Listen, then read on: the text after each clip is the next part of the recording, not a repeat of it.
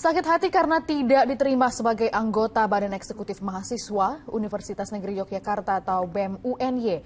Seorang mahasiswa membuat hoaks ada anggota BEM yang melakukan pelecehan seksual.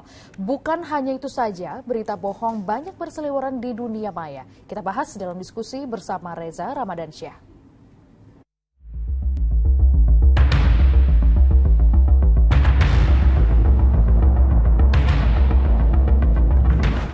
Baru aja beberapa waktu lalu, ini ramai soal ada anggota BEM yang dikatakan melakukan pelecehan seksual kepada seorang maba atau mahasiswi baru yang kemudian mengancam akan kembali melakukan perbuatan yang sama. Chatnya beredar luas dan kemudian netizen pun geram lalu menyerang anggota BEM itu. Tapi ternyata ujung-ujungnya cerita itu atau berita itu bohong alias hoax. Kok bisa ya pada langsung percaya berita bohong atau hoax dan langsung kepicu emosinya? Kita diskusi.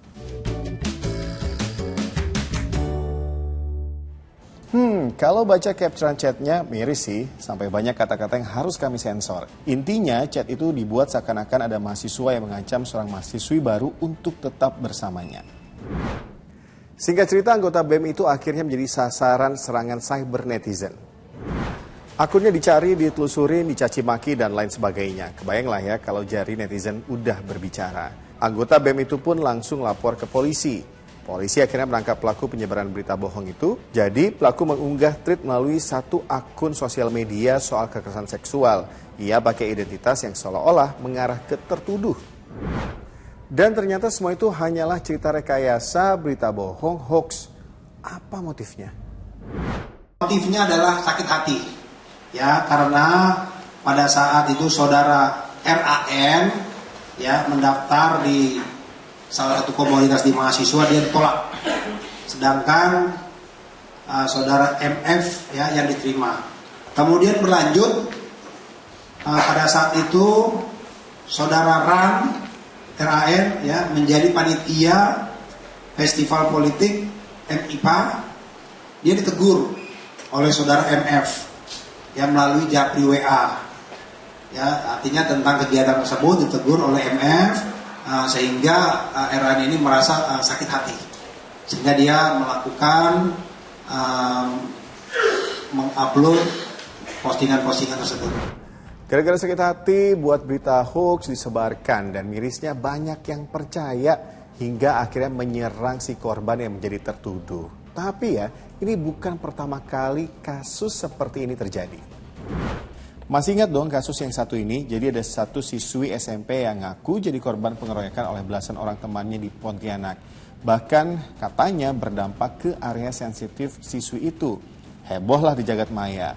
Tapi ternyata itu semua hoax. Faktanya memang ada adu fisik antara siswi itu dengan 3 temannya, tapi tidak ada pengeroyokan dan tidak merusak area sensitif.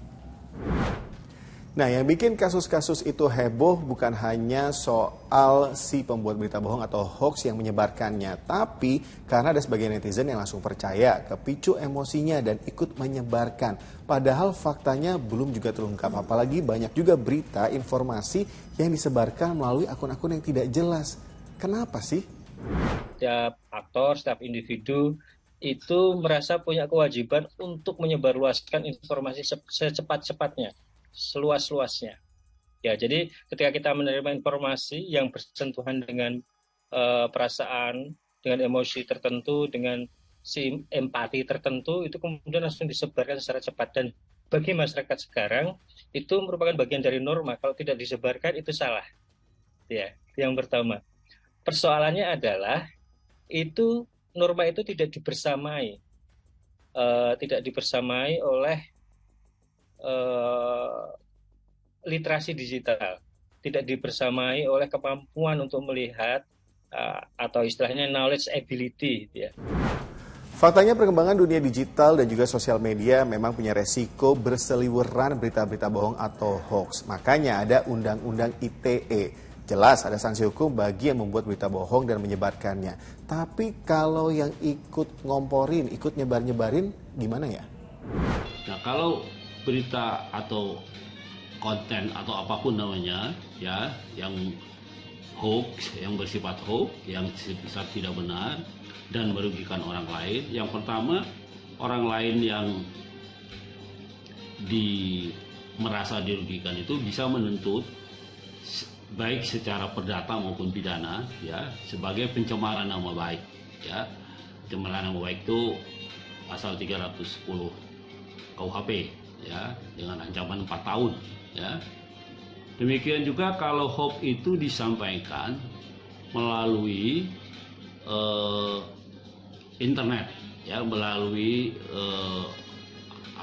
dunia maya ya, itu undang-undang ITE sendiri ada ancamannya ya, pasal 28 ya, barang siapa yang menyebarkan konten atau isi berita yang mencemarkan nama baik orang ya, itu ancaman hukumannya malah lebih tinggi ya, 6 tahun ya, berdasarkan undang-undang ITE. Kalau itu disampaikan melalui internet atau melalui siber ya, dan disebarkan kepada lebih dari, kalau internet pasti kan yang menerima lebih dari 3 orang. Kalau ada kemudian orang yang meneruskan ya konten hoax itu, maka berdasarkan pasal 56 gitu ya, 56 KUHP, maka dia bisa dikualifikasi sebagai pembantu ya, pembantu tindak pidana, pembantu melakukan tindak pidana. Nah, ini juga ancaman hukumannya sama dengan pelakunya ya, meskipun dia hanya bertindak sebagai pembantu. Dunia digital dan sosial media memang memudahkan kita untuk mendapatkan suatu informasi atau berita. Tapi jangan sampai kemakan berita bohong alias hoax. Apalagi momen pemilu kayak gini, momen yang kadang suka digunakan untuk memunculkan berita bohong atau hoax. Jangan sampai itu merusak pesta demokrasi kita.